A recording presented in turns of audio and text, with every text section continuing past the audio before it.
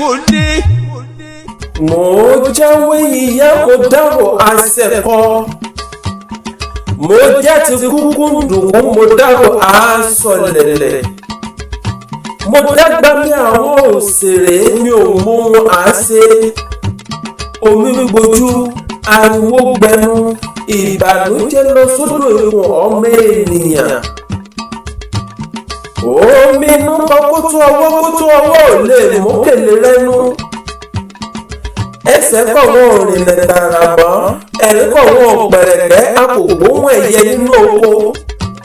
Alhaji Taiwo Hassan Ògògó Ọmọkúlódò adọ́gbajálẹ̀ ọkùnrin ogun ọgọ́dọ̀ bí ọ̀ká arẹwà lọ́kùnrin ènìyàn jẹ́jẹ́ bí wà kúnkún ọ̀jọ̀gbọ́n nínú àwọn òṣèré olóhùn iyọ̀ ẹni eré ti lọ àjànàkú ṣubú kò lẹ́gùnkè ikú ti pàdé tòun taró ikú ti pàlùkò tòun tó sùn ikú pa Ògògó ó sì mú Àgògó lọ ikú pọ̀ Ògògó ó wọ ká ilẹ̀ sùn ó kúkú wulẹ̀ kájẹran pẹ́ lẹ́nu ni ṣùgbọ́n ó fọ̀ fún ní òjẹ́ ọba yàrá bíbí bá ní tẹ́ ọ sáfẹ́fẹ́ rere Àlàdé ọlọ́gbó ní wá pé akó ara fẹ́ra pọ̀ ọmọ ènìyàn ọba yàrá bí ajékítà wa náà ó dára.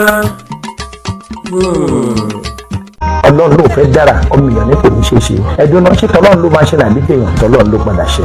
Mo kí gbogbo ẹni tí o fẹ́ tọ́ sí pátápátá látòkè délẹ̀ àti ẹlẹ́sìn kírísítẹ́nì àti mùsùlùmí àti ẹlẹ́sìn àbáláyé gbogbo ẹ̀yin boys ẹ wà ní God bless you and I love you all.